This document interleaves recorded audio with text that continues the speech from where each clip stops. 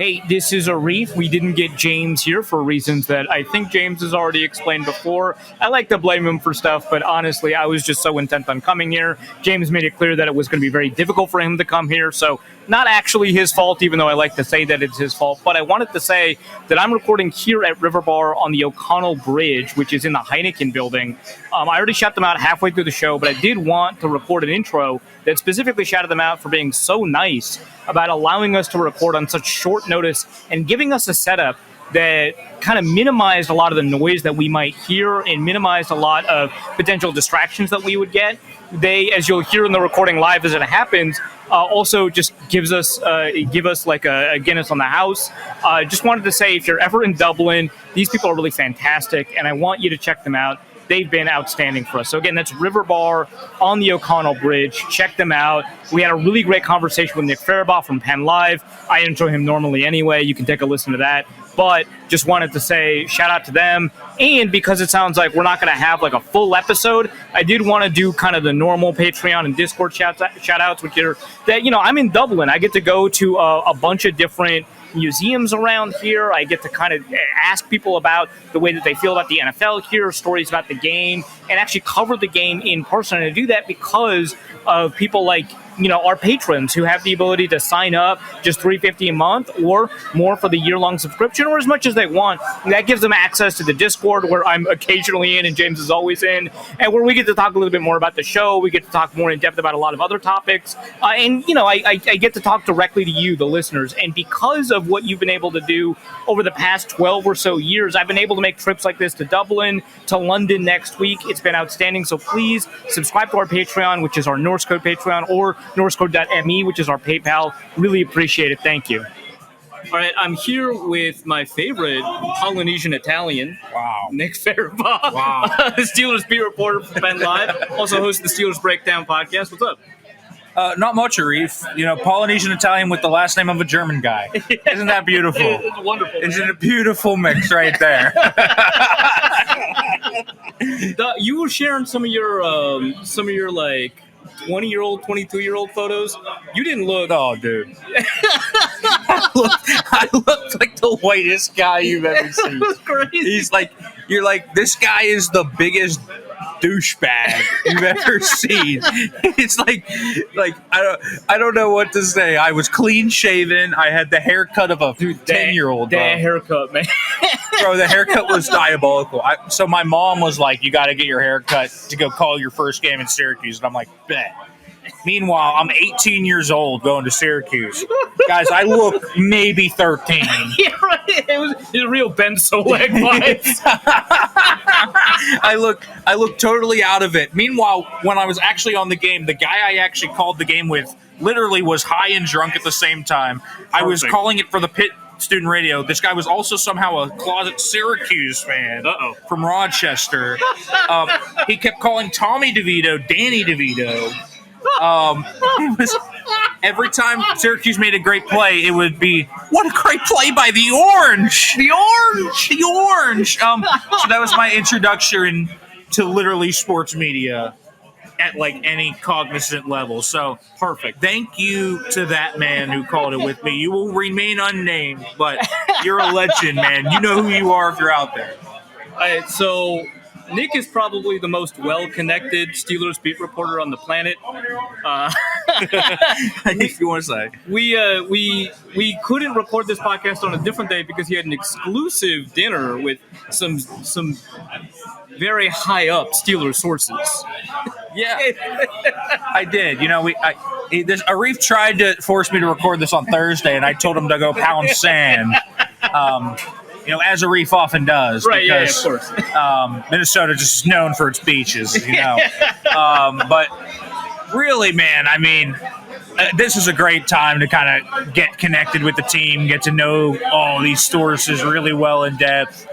I'm really excited about that part of it. That's why I made this trip, honestly. I don't give a crap about covering the game. I mean, that is cool. I mean, it's going to happen. And covering practice is cool, but getting to know the organization just more in depth and getting to make those connections with people, man, I love that part of this job. Relationships is why I got into this business. Well, you were telling me about one of the stories you're going to write. I don't want to spoil it unless you want to spoil it, but I am so excited. I don't usually hype up the people I'm interviewing, if I'm being honest. Yeah. But there's gonna be a really sweet piece coming out of Penn Live that details like just a bunch of weird travel in Ireland that he had to do for this piece. I'm super excited about it. But we got to talk about a fake good team. The Steelers were technically 2-1, right? A fake good team. The Steelers, literally the last 8 years. literally the last 8 years of this team. Since Big Ben blew his arm out in 19, this has been a fake good team every single year. And they're carrying on that tradition by refusing to throw the ball down the field, by getting rid of the ball super quickly. So I again, things I don't typically do for this podcast, I prepared. I even gave Nick a little graph. So we're so set up. But this is mostly because it's Aaron Rodgers. It's less the Steelers and more I wanted to laugh at Aaron Rodgers. So he has a 48.6 PFF grade. I know that's the most important stat, right? Almost as bad as his age. He's 41. He's 41 and 6 months old. It's getting there. He's 41 and immunized. And he's throwing under 7 yards per attempt. PFF has 2 big-time throws, which is one more than I thought, and 5 turnover-worthy plays. So he has a turnover-worthy play rate of about 5% because he's had 96 dropbacks. And his average depth of target of 5.8 is the lowest in the NFL. He not coincidentally leads the NFL in yards after catch. 412 yards. And here's the thing. Here's where I prepared a graph. So I saw a stat that he had 70% yak percentage, right? So 70% of his yards come after the catch, which leads the league by a mile. Bo Nix, the yak guy, is essentially tied for second place with Kyler Murray at 56%. So there's this huge gap. And he has an obscene screen pass rate of 47%. So tell me a little bit about why the hell that is. And because that doesn't look like what he did in New York. So, what's going on?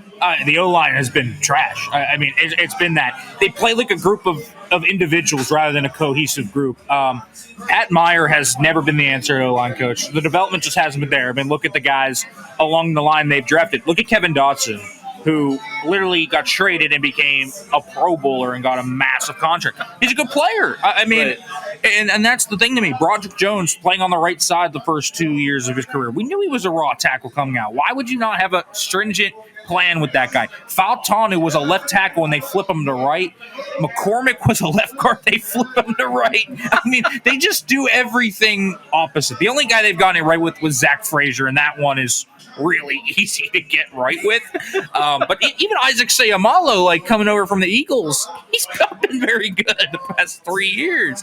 So, this O-line, they play extremely much like individuals. Stunts, four-man stunts get just not passed off, whether it's a guy getting laid off the ball, someone not communicating correctly. There's so much pressure on Rodgers. Rodgers gets smacked. And listen, I think to Aaron's, Aaron will tell you, when you're 41, almost 42, he's going to turn 42 this season, those hits hurt.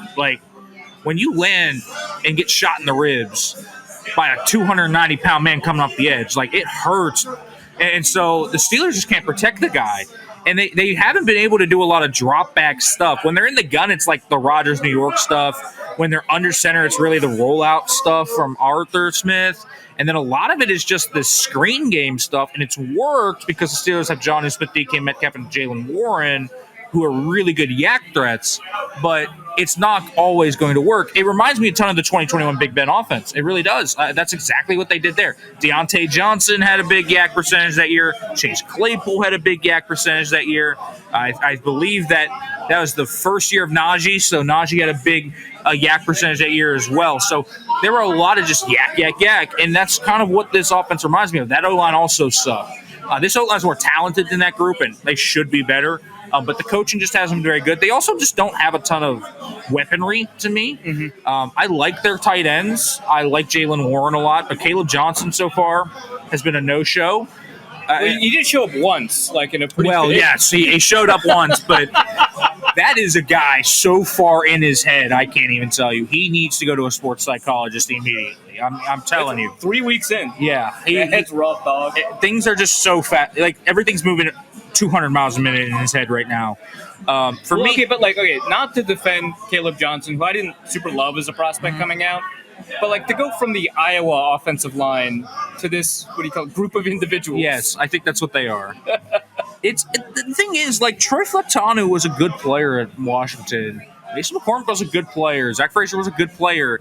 And they have moments of really good individual plays. It's just they don't communicate very well. They don't combo block together very well. Like the run game, they keep telling us it's one block away. And you're right. It's because you're not carrying the combo up to the linebacker every single time. The one thing, and this is just the old school in me getting really kind of pet peevey with it. I hate that 2 of them are in 3-point stances and 3 of them stand up. I'm sorry. like it really, I really actually hate it. Hold on. Because we know that the center is in a 3-point stance, that means one of the guards is standing up? Yeah, Sayamalo stands up. McCormick puts his hand to the dirt. And Sayamalo stands up, and that's lose an aesthetic mess, dude. Dude, you lose leverage just off the line of scrimmage, and it's weird. And then Darnell Washington will actually put his hand in the dirt, so it'll go hand to the dirt, not hand to the dirt, hand in the dirt. It's weird, and so the timing's all thrown off. There's just a lot of weird coaching philosophies with that O-line room. They need to fix that because it is a mess. Calvin Austin's had a nice start to the year. I'll give him credit for that. And I think he's actually a nice little player. He's not a wide receiver 2. He's a wide receiver 3, but he's had a good start to the year. But outside of Calvin Austin and DK Metcalf, this is a crazy stat. You know how many receptions the other Steelers receivers have? Like wide receivers? Yes. I'm going to go with outside of Calvin Austin, DK Metcalf. My guess is going to be 3. 2. 2? Ben Skowronek caught a touchdown in week 1. That's right, the 22-yarder. Yes. And then Roman Wilson caught a garbage play against the Seahawks. That is it. So Scotty Miller has been nowhere. Roman Wilson has been doing cardio.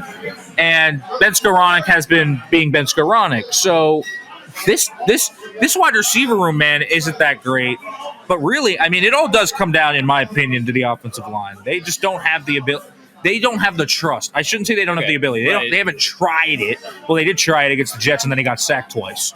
So maybe that's why. But they need to try to push the ball down the field. And I'm not even just saying they need to throw go balls on the sideline. They do that enough. Right, because his deep percentage is league average despite that low ADOT. So it's really this intermediate and post-intermediate kind of area. The digs. That is, exactly. The dig routes. These ins, He throws slants, but it's 8-yard slants. Like they run triple slants a lot. They run 4 verts a lot. Like all the Rodgers staples you know and love they're there. Slant flat. It's the Rodgers love, man. I really, I don't think Rodgers has been a big issue. I actually don't really think the 5 turnover. So that's going to be my next sentence because it's when we disaggregate this question of how the offense needs to adapt to this offensive line. And we only look at what Aaron Rodgers does. You think he's been all right? He's been fine. He's not been elite, but he's been the 18th best quarterback in the league probably. You throw him into the 49ers offense, and he's probably playing pretty well. The 5 turnover worthy plays is a little concerning. I will say, the drop picks against the Jets, the Darion Kendrick drop pick. He did have a strip sack against the Patriots, but they held downfield, so it got called back. And obviously he threw the pick as well. So there are a little bit of concerning trends there, but a lot of it has not been on him necessarily. So I think this offensive line is the biggest part of it. I think Arthur Smith is trying to run his offense while also trying to appease Aaron Rodgers, just like he did last year where he was trying to run his offense but trying to appease Russ. They're really not giving Arthur Smith a lot of room here to run what he wants to run. They really need to give him someone that will just fully buy into his system next year if he gets back. So I found the Arthur Smith and Aaron Rodgers pairing really interesting because one of the things that he got really known for are these complex run designs, the motions and shifts pre-snap, something he did a lot in Atlanta, something he did a ton at Tennessee, a lot of play action stuff. But when you look at what Rodgers did in Green Bay when he was in full control of that offense, he hated pre-snap motion. Yep. He really dislikes that. And he doesn't dislike play action, but he has a particular type of play action that he likes to run, a lot of under center. And so, it just didn't look like what – so I didn't know what the pairing was about. Right. And I think the weird pairing was only exacerbated when they traded for Jonnu Smith. It's Jonnu Smith is his security blanket, Arthur Smith's security blanket. Jonnu Smith is being used as a running back. I'm not even kidding. He's being used as a running back. I mean, you look at his stats. I think he's the stat line is just despicable. Just like Jaylen Warren's is. I mean, okay, so credit to John Ledyard for this because I saw this tweet. Friend of the show, John Ledyard. John tweeted out just an absurd Jaylen Warren stat, because Jaylen Warren's a really good player, and people point to his yards per carry and say maybe like he's not 3.2, 3.1, something like that. Right, it's not great. Here's his stats from Sunday against the Patriots: 18 carries for 47 yards, so that's 2.6 yards per carry. But get this. 56 yards after contact, 3.11 yards after contact per attempt, 9 missed forced tackles. That is the second most by running back in a game this season and the most last week. He is second most, I believe, third most maybe, in forced missed tackles this season. That stat reminds me of, and they're very different players, but they shared a particular feature. The Chicago Bears version of David Montgomery. Tons of forced missed tackles, more yards after contact per attempt than actually yards per attempt. So let me take a look at, we got PFF up, again, the people who do our analysis for us. Yes. and there's the thing, I think it's crazy, when you kind of think about how they have utilized Jaylen Warren, it has been kind of as a check down dump off guy, and he's forced a lot of missed tackles in space there. And then you look at the rushing attack. I mean, there's a play where they run wide zone, and he should be wide open to kind of just have a really easy kind of hole.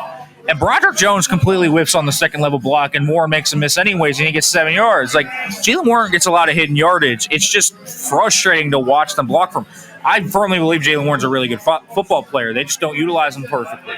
Yeah, so I'm taking a look at people with similar yards after contact per attempt. Now, there are some that are in the same spot as Jaylen Warren, like Josh Jacobs with Green Bay. Love to see it. But for the most part, these are guys averaging 4.3, sometimes 5 yards per attempt because they're getting the blocking or they've got the vision to produce a little bit more. So Warren is producing behind that offensive line to the best of his extent, or best of his ability. And Jonnu Smith is also being used as a running back. I wanted to know, when you said that, I wanted to know if also is 12 receptions for 65 yards. Yeah, I want to totally heinous stat line. Yeah, so that's what I wanted. Like, a tight end usually gets way more yards per reception at 5.4. So he's running back routes too. Then he's running screens and he's running pop passes and a lot of that stuff. By the way, of that 65 yards, 21 of it came on a seam ball against the Patriots last week. So it's 11. Yeah. So if you take that out, it is 11 receptions for what? Is that 44 yards? 44 yards. I mean, that's insane. Yeah, oh, my gosh. That's insane. I mean, so his average depth of target is 0.8.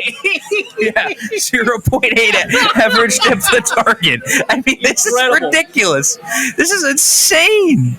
I mean, what are we doing? So what I find interesting here, so we're taking a look at, again, the receiving grades, and so Nick can provide us some actual context for this. What I found interesting is, so we've got 2 drops from DK Metcalf. We're early in the season. There's not a ton of targets. That is technically a high drop rate. I'm not concerned about it, but what's interesting to me is that he's had 8 contested targets, which means within this offense that has virtually no other contested targets, that he's just a go ball kind of guy, and he's the only one that they're asking to make difficult catches. Well, Pat Fryermuth, but he hasn't made them. Okay. So I love Muth, but he needs to make some catches. And then, last week was hilarious. The first time that Rodgers targets Muth, he doesn't settle down on a scramble drill and Rodgers chews him out. The next time he gets open on an out route, Rodgers throws it behind him. It's just been that. It's been like oil and water. Calvin Austin made an absolutely absurd catch over Brandon Stevens in week 1. But Metcalf gets most of it. Darnell Washington also is the other guy, but they kind of throw hack. 6th offensive lineman, Darnell Washington. Yeah. Literally all they do with Washington for contested grabs is they line him up out wide in the red zone, throw it up to him on a fade ball, and hack a shack. And, it's a lot of the times he does draw the penalty. So he's 6'7", 280 or something, right? It's a really good, play. Honestly. I don't even know how you stop it. Unless Rodgers totally airmails, it's just really hard to stop. I mean, you could double him, but then you leave someone else open. So let's talk about, what that looks like against the Vikings defense, right? So the Vikings play a lot of off coverage. So in theory, a lot of these short passes should be there, right? They obviously blitz a lot. They blitzed at a 60% rate last week, but that was against Jake Browning. I looked at what they did against elite quarterbacks, and some elite quarterbacks, maybe elite's too strong a word for Matthew Stafford, but good quarterbacks, some quarterbacks like Matthew Stafford, they don't blitz all that often. And then some quarterbacks like Aaron Rodgers, who's historically been outstanding against the blitz, they still blitz a lot. That worked obviously last year in London against the Jets.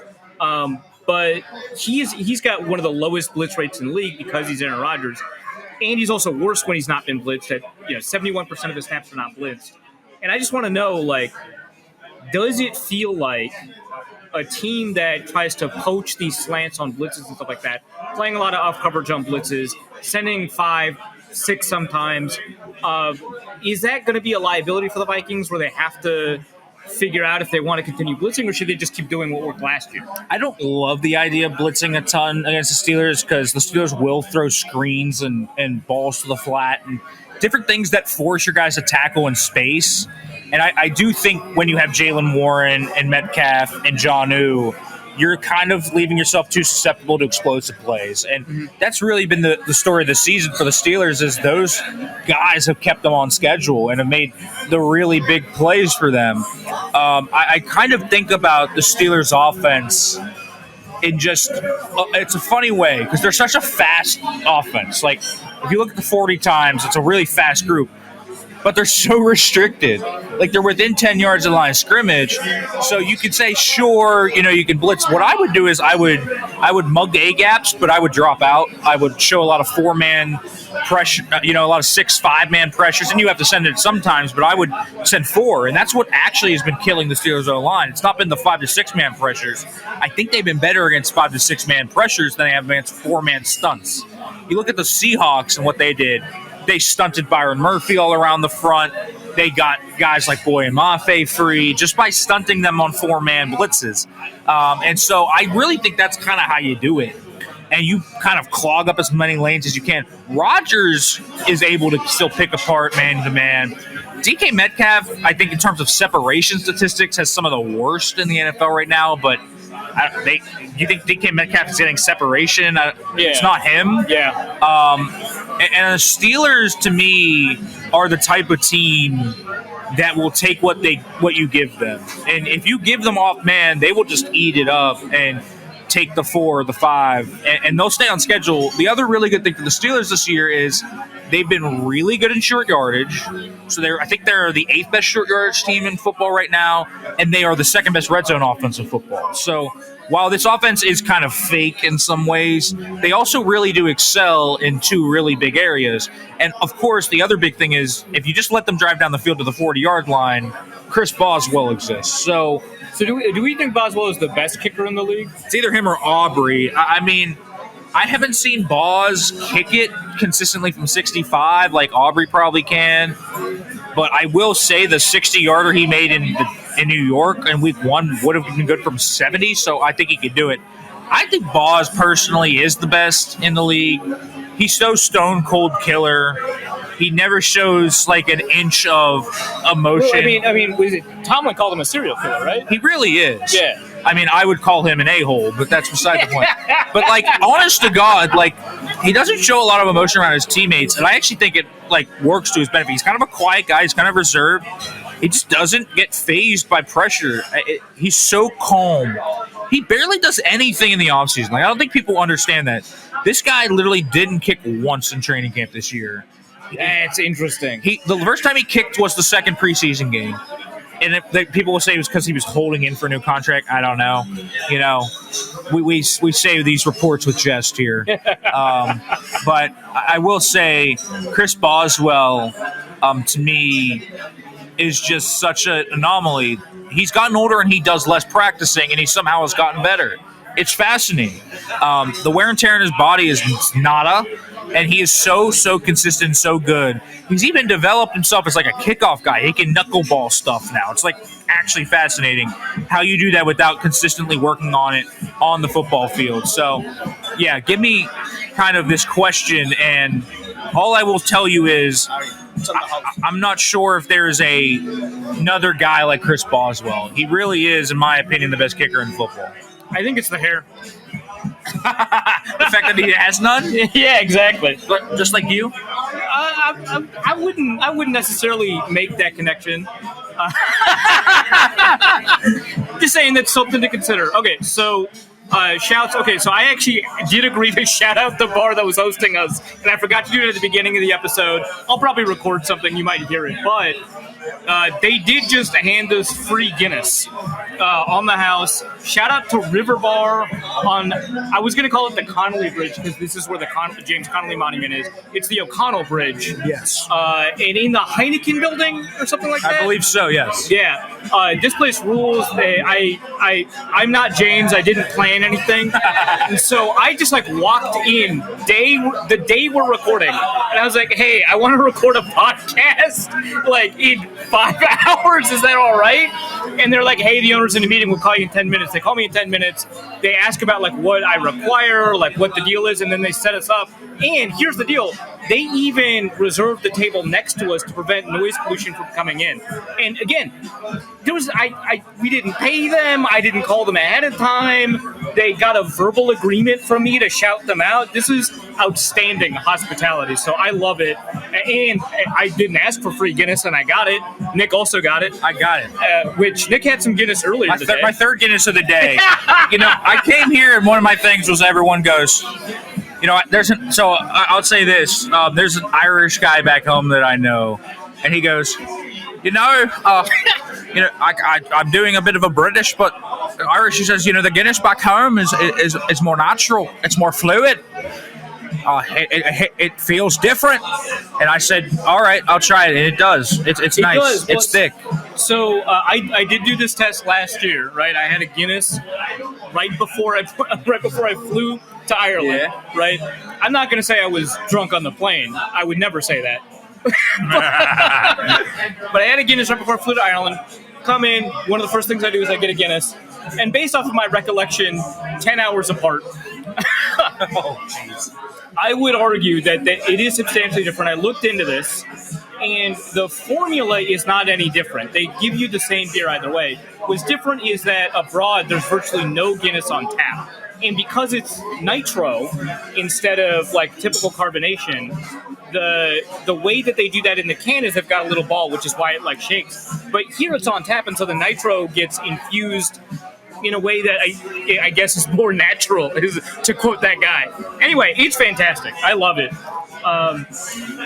There is so much emphasis on Guinness as part of the marketing strategy for tourists. You see it in every gift shop. Hell, even if you go to the Ireland tourism website, the harp on that website and the harp that is the Guinness logo are virtually identical. So it's clearly a part that they want you to understand. So let me get nerdy here. I saw the Book of Kells today, and I did that tour. Oh yeah, let's go. That old harp that is in there from the late Middle Ages, I believe, is the same one. Oh, it is the same one. Yeah, it's the same one. So it is. That was cool, by the way. I'm gonna do some other cool things throughout this trip. Hopefully, that'll be fun. But yeah, that was really dope. Excellent. Yeah. So last time I was here, I did a distillery tour. Of a whiskey distillery. Highly, highly recommend. My tour didn't even include free whiskey. Some of them do. And I was so satisfied. It rules. So I recommend the island for sure. All right, so before we get to the defense, which is where some of the injuries are, I did want to ask if we missed any offensive injuries coming in. We don't have an injury report yet as of recording. But is there anything on offense that we should be paying attention to injury-wise? I did see Jalen Warren on Monday wearing a brace around his knee, but he practiced today, so I think he's okay. But he might be a little banged up because he's carrying the offense on his back right now. But keep an eye on that. But I don't think it's going to affect his availability. I think he'll play. All right. So defense, we got a couple of injuries that I want to go over a little bit. So last week out were Joey Porter Jr., cornerback, safety Deshaun Elliott, and then we had edge rusher Alex Highsmith, who I think 2 weeks ago sustained that injury, and everyone was really worried that it was going to be super long-term, and then we got reports that it might not be nearly as long-term as we thought.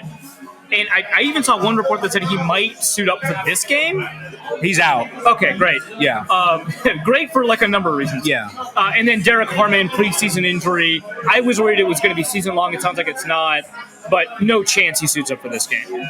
He suited up last week, Arif. Okay. Do your research. I don't do research. How many times Not have only I did said... not only did he suit up Did he last play week. snaps? Yeah, he got to play 35 snaps. He got a sack too. Got a sack. Okay. A sack and 3 pressures. Clearly didn't pay any So yes, attention. so I'm not cutting that out.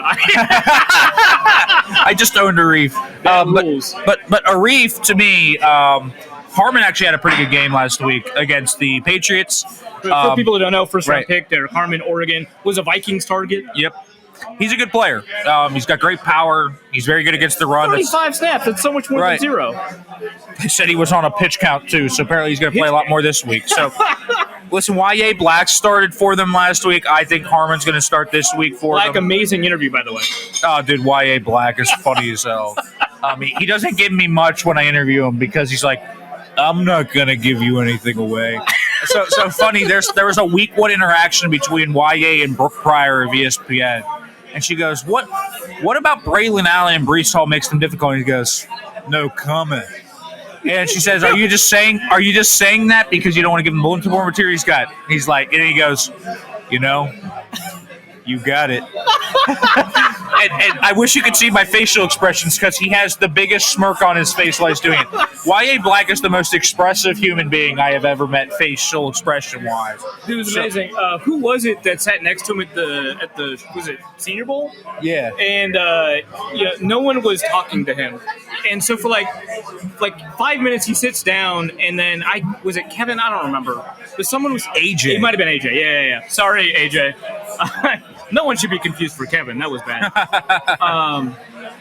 And no one talks to him for like 5 minutes or something like that. And he was like, "Hey, can I just leave?" Can I just leave? Rules, Anyway, so we got this defensive line.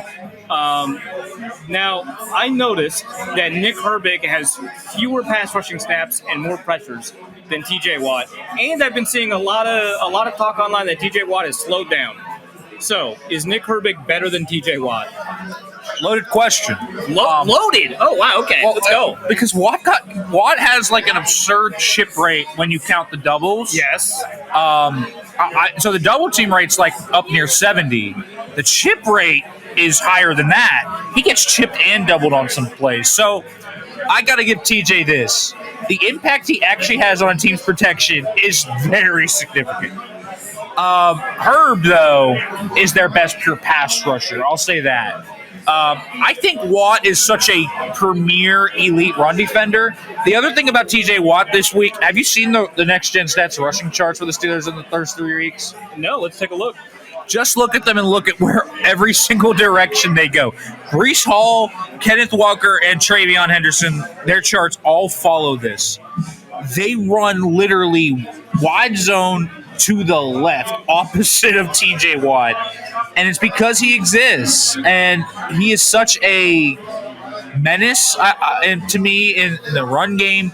He's a chaos agent. Herbig is such an explosive football player that he really changes the kind of calculus you have to do. Teams keep putting that guy one-on-one with people. Will Campbell got absolutely smoked this week, Arif. Well, I mean, Will Campbell's been having a rough go.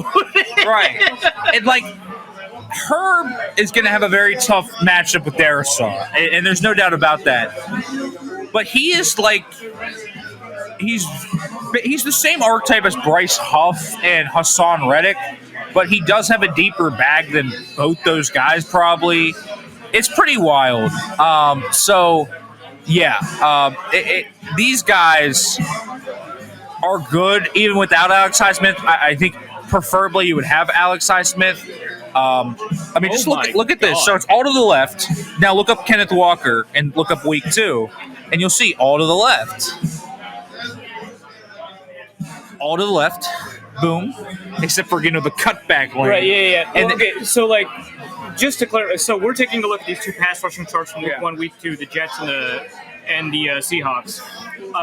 And we're seeing a bunch of runs to the left. And I want to kind of figure out, is it because teams are calling runs that primarily feature an aiming point to the left, or is it because of how the blocks are developing that running backs are cutting to the left? So it's part of this. So one, it conveniently gets them away from Watt. Right. Two, Keanu Benton and Peyton Wilson have been awful, and that runs right at him. Yeah, I'm going to ask about Keanu Benton because that's really interesting, because I know John Ledyard has some opinions about his lack of development too, but so it seems like teams are choosing to run to left a little bit more often, but also when those defensive tackles get washed, it opens up. Yep. Okay. It opens up that backside cutback lane, and by doing so, TJ kind of has to surf down the line and can't necessarily just shoot upfield. So there's multiple things for it. But I do think Watt has been very impactful for them. I don't think they've done a good job of kind of utilizing what Watt has given them, which has been disappointing. And I do think Herbig has been just an absolute dynamo of a pass rusher. He's not an elite run defender. He's just a decent run defender. But I pay my edge rushers to sack the quarterback. And this guy, I think it's now something like 32 career games and 7 forced fumbles, has an absurd pass rush win rate. He's a problem. I wouldn't be surprised, and I can't believe I'm saying this, but if he gets 3 pressures against Christian Darrisaw, I wouldn't be surprised. He's like that type. That's kind of nuts, though. Right, it is.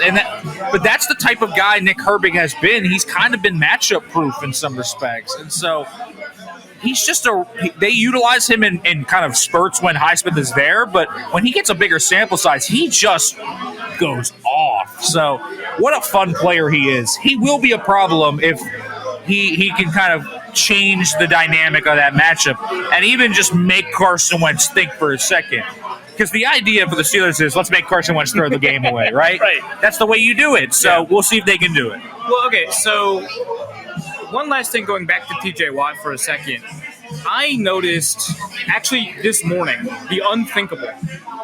Steelers fans online admitting that Myles Garrett, right now, at this moment, is better than TJ Watt, which I have never seen in my life. I think I would have argued from 21 to 22 that despite the pass rush win rate stuff, that Watt was a better player because he has 2 extremely elite traits, which is his get off and his ability to finish.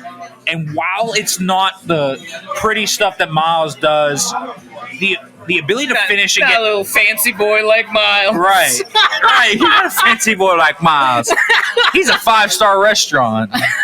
And TJ's the car grease mechanic across. But I do think TJ has made a Hall of Fame career off his cross chop and his ability to win on speed rush, and his ability to finish sacks has just been unreal over his career.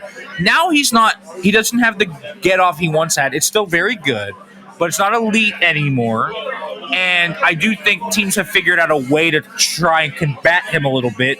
And the Steelers' scheme is I have many complaints about the Steelers' defensive scheme. You've heard these before, but let's air it out. Right. They're too static in the back end, and up front, they don't move their guys around enough. The front doesn't match the back end. Their blitz rate's through the roof right now. I know through week 2 it was relatively over 40. speaking, I'm sure it's not.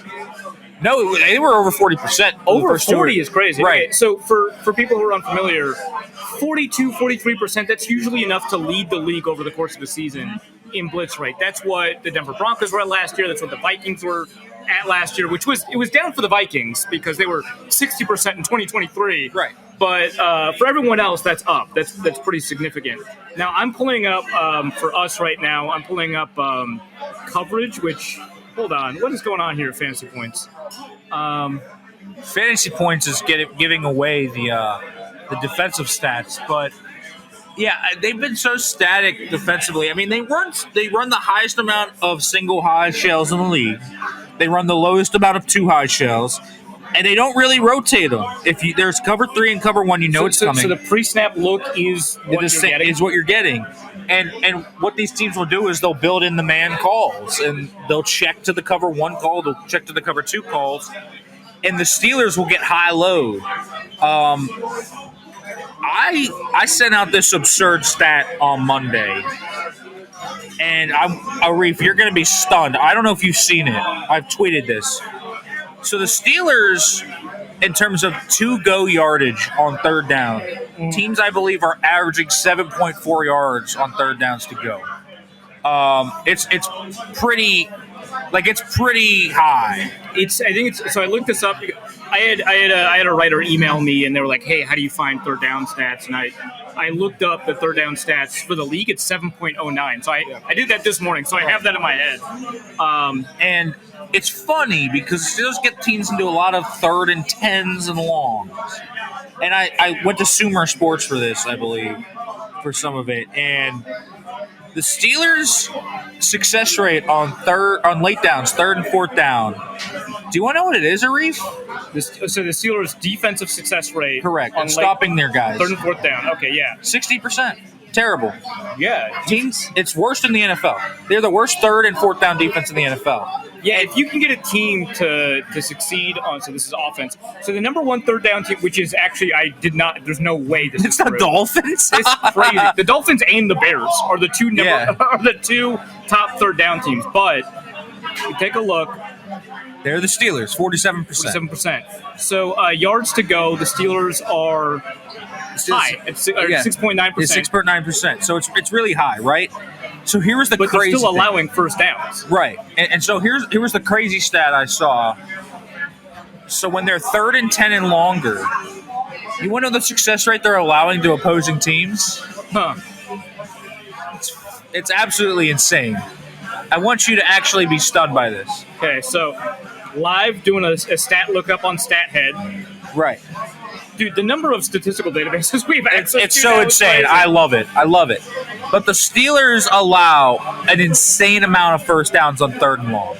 All right, so the average first down right now to go, NFL wide is about 14%. Oh my God! The 26%. 26%, and the only reason the Lions are higher is because they just played the Ravens. Correct. And I will say this, and not factoring into that is the fact that the Steelers will technically not allow a 3rd down, but will get teams into a lot of 4th and 1s and 4th and 2s that they will go for it and then get. Yeah, let me exclude punt formation if I can on this. Let's see, we'll do play type. Right. And then plays from scrimmage. I love databases. I do too. StatHead is awesome, by the way. StatHead, which is a partner of Wide Left, although they don't pay me to say that. So when teams are actually attempting to convert, the Steelers are 26.7%. It's wild, and they have had chances to get off the field, but they get on these long, arduous drives because they're so static. Watch the game against the Seahawks. They just high-load them every 3rd down. High-load them. And sometimes they didn't get the first, but they would get 4th and 1 and then get the first. And that was the key to their game, and they just kept drives alive. The Steelers can't get off the field on 3rd down, even if it's 3rd and long. Like, if you think it's 3rd and 12, honestly, at this point, Arif, I'm expecting the team to almost pick it up. Like, it's crazy. So there was a drive against the Patriots where they got the Patriots in 3rd and 10, 3rd and 12, and 3rd and 13, and they converted all 3 of them. Jesus so Christ. It's just a brutal.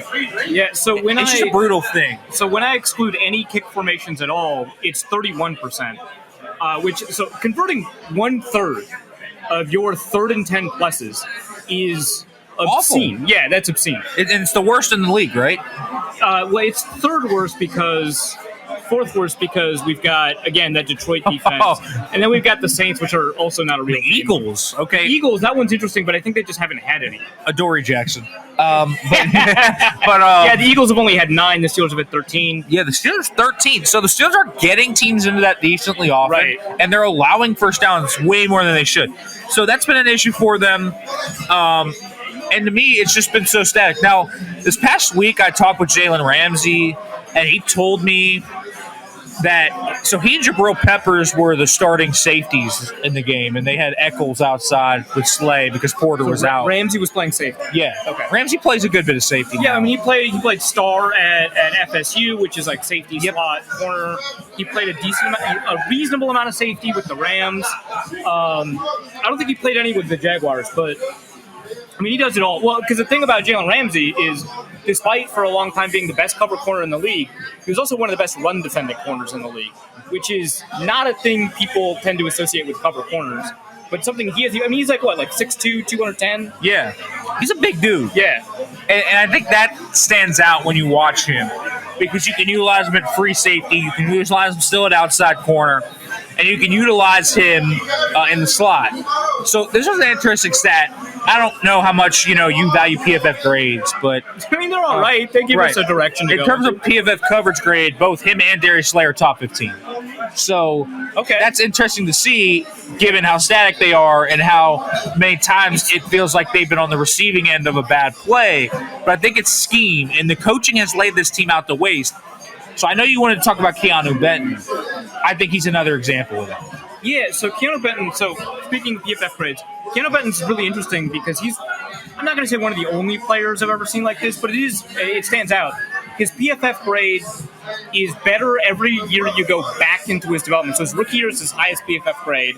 Then it gets worse his second year, and now those 2 years were in the green, and now it's like in the red-orange area. It's pretty bad. And obviously, again, PFF grade, Jalen Ramsey, for example, really dislikes PFF grades because of how, for example, he thinks they count. They don't, but the stats do. He thinks they count coverages where you're the closest defender on a screen, right? And I think that there are some pretty good reasons to be critical of it, but that is matching. This Keanu Benton thing is matching what people are talking about when they say the Steelers are no longer like an organization that develops players.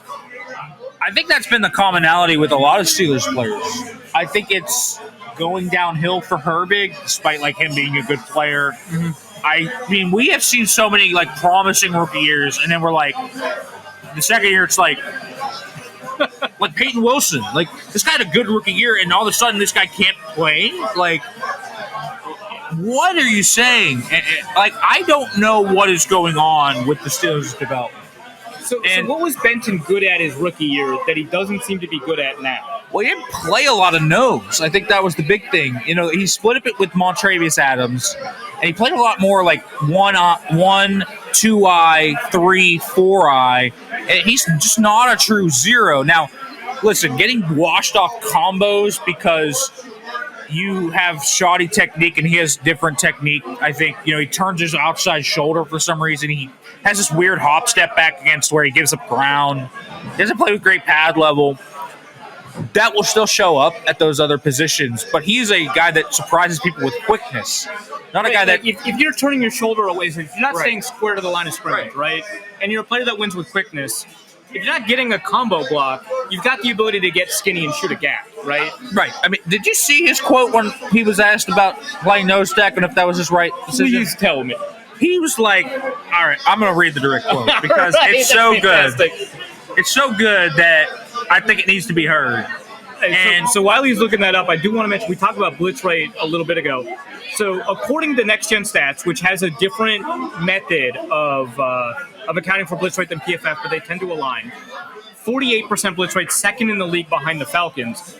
The Vikings, our favorite blitzers, are only 7th in the league. The Steelers blitz a lot. They do. Okay, so here's the Keanu Benton quote.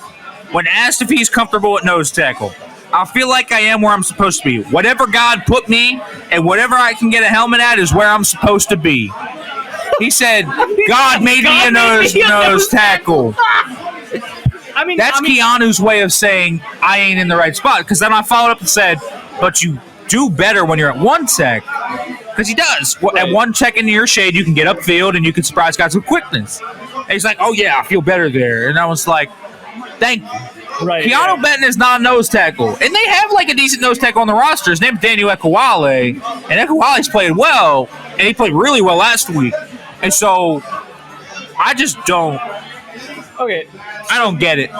One person we haven't talked about might be the best defender in the league. He does old man hoops super well. Not in the league, sorry, on the team. Cameron Hayward. What's going on? Cam has played well, but he's 36. Right. How much can you really expect? This guy is on the Calais Campbell track. Actually, he's doing better than Calais Campbell, which is nuts. Yeah. And he has done everything he could. He had an incredible game last week. Who was it that said he was strong as hell? That was the scouting report on him.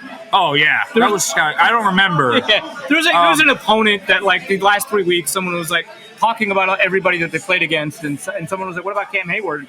And he only had like one sentence: "Strong as hell." He is so strong, man. This guy's built like a damn ox.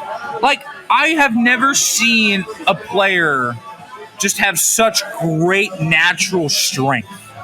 And the strength, if you have great power, you're not going to become washed. It's just an easy way to stay really good. Like, I remember Terrell Suggs just being good till he was 38 because he was such a good power player. And that's what Cam's doing. He's not going to fall off unless he just gets injured.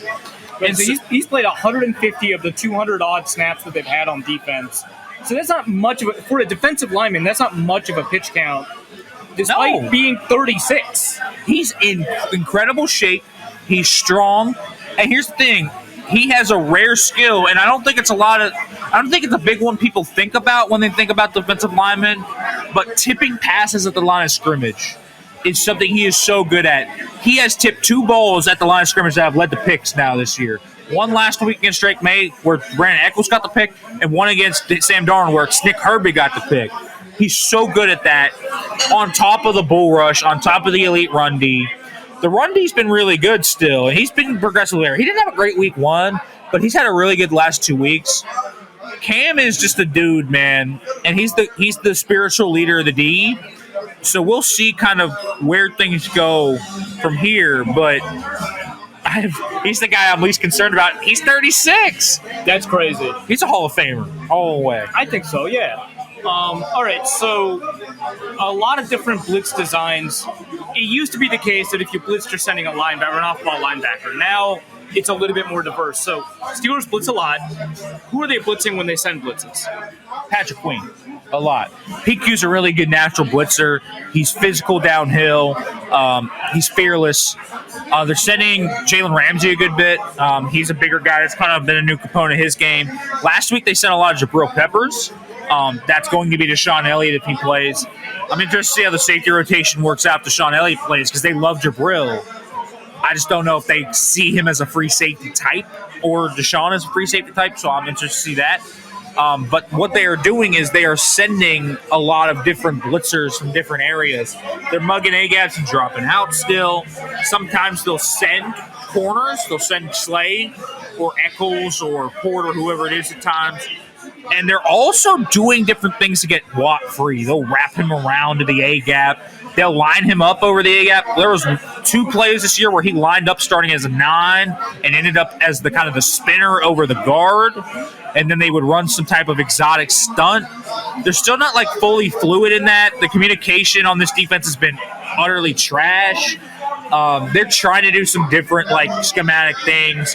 And last week was the first time we saw some pre-snap rotations. And as I said, Ramsey said that was just him and Peppers kind of being like, just like F it, we ball. Like, yeah. You know, and so I think that's something that the team wants to do more of. They need to get Chuck Clark off the football field.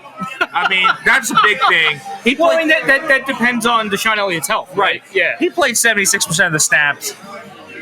Listen, man, good dude, really good run defender in the box. He's had a good career. This man runs a 4.9. I'm telling you, the man runs a 4.9. So for people who are a little bit unfamiliar, when Nick said spinner, that's the role that Zadarius Smith played in the Vikings defense. It's the role that he played in the Packers defense too. But yeah, just the ability to kind of stand up over the A-gap, maybe move around, playing stand up instead of down because you know it's a passing down, so you don't have to get the leverage to stop the run and confusing the protection schemes. So I mean, it sounds like the way they design their blitz game does have a level of unpredictability to it. It's really the back end that you're more concerned about, which I looked it up. The Steelers run the most single high in the league, according to True Media / Next Gen Stats, which makes them pretty predictable at that end. And you mentioned that there's not a ton of pre-snap rotation. So what you see is what you get. Right. Which, I mean, Carson Wentz is Peyton Manning pre-snap and Aaron Rodgers post-snap, right? That's the quote that we got. So, I mean, like, if you're not going to disguise. And listen, they did disguise early on against the Patriots, and Drake May was like, what is going on? Like, I don't know what I'm doing. And then they just stopped, and it was like, all right, time to go. Like, time to eat. And that's what the Patriots did, and I just don't know what the Steelers are doing. So coverage rotations have been increasing a lot in the league since probably the Fangio system kind of took over the new wave, right? So we didn't see it a lot when, like, the Seattle cover 3 was a big deal. There was not a ton of rotation. And then as kind of this Fangio, Brandon Staley defense started taking over with the Broncos and the Rams, we saw a lot more pre-snap rotation. That has been kind of the vogue, but there are costs to pre-snap rotation, which are that your players have to traverse a lot to get to their landmarks. Is that maybe the reason that they're not doing it that much, or is there even a reason? Well, Mike T says it's because they've had injuries to Elliott and Porter, plus everyone's new. But my response is... Who asked that question? Did you ask that question? No, I didn't. A bunch of different people just asked the question because all the players tell us is communication. Okay. And it feels like it is. Like Juan Thornhill straight up said last week, he's like, we could not hear in Acrisure Stadium. And there was the Torrey Horton touchdown on the scissors route. Yankee, what am I saying? It wasn't scissors. And dumbass. Yeah, fuck me. But you know, he said we couldn't hear, and Darius Slay just literally never turned back to me. Like, we couldn't hear, so their nonverbal communication could never get there. And I'm like, we're talking about guys that are Hall of Famers or fringe all pros, like Super Bowl champs, that aren't doing this consistently. What are we doing? Is that a coaching issue? I think so, because this happened last year. This happened 2023. What is going on in the Steelers' defensive meetings that is not emphasizing communication? They are blowing coverages. This was the biggest thingery that I said kind of after the Seattle game, and they did it less in the Patriots game, which is why I think it looked a little better. 5 turnovers, of course, helps that. But they just lost 50 to 60% of their snaps pre-snap off the line. It wasn't anything personnel related. It didn't matter if you had Pat Surtain and Denzel Ward out there with Kyle Hamilton over the top. You were going to lose that because the pre-snap alignment just doesn't work. And I am a big Jimmy's over Joe, Joe's over scheme guy. Jimmy's over Joe's. Yeah, right. I'm a Jimmy's over Joe's. But I'm a big guy to Jimmy's and Joe's over scheme guy. But, like, I think in the Steelers' case, it is so concentrated and exacerbated. The defensive coaching is absolute malpractice. And whether that's from Terrell Austin, Mike Tomlin, I think Mike Tomlin has to bear some of the brunt here. It's his defense. And you talk to anyone in league circles, they say it's not Terrell Austin's defense, Mike Tomlin's defense. It is a significant issue for the Pittsburgh Steelers. When Mike Tomlin was defensive coordinator of the Vikings. Do you mind if I go get this bus ticket real quick so I can get back home? All right, you carry this next few minutes. So interesting that he said that, because cover 2 was what Mike Tomlin ran in Minnesota before he got hired to be part of the Steelers. Of course, they had Dick LeBeau there at the time. And I think that really kind of makes the Steelers a super fascinating organization because of how much Mike Tomlin is supposed to kind of carry that group. Now, I did make Nick run a little bit beyond time. So we have to cut that short. I think we got everything we needed to. We covered the offense. We covered the defense.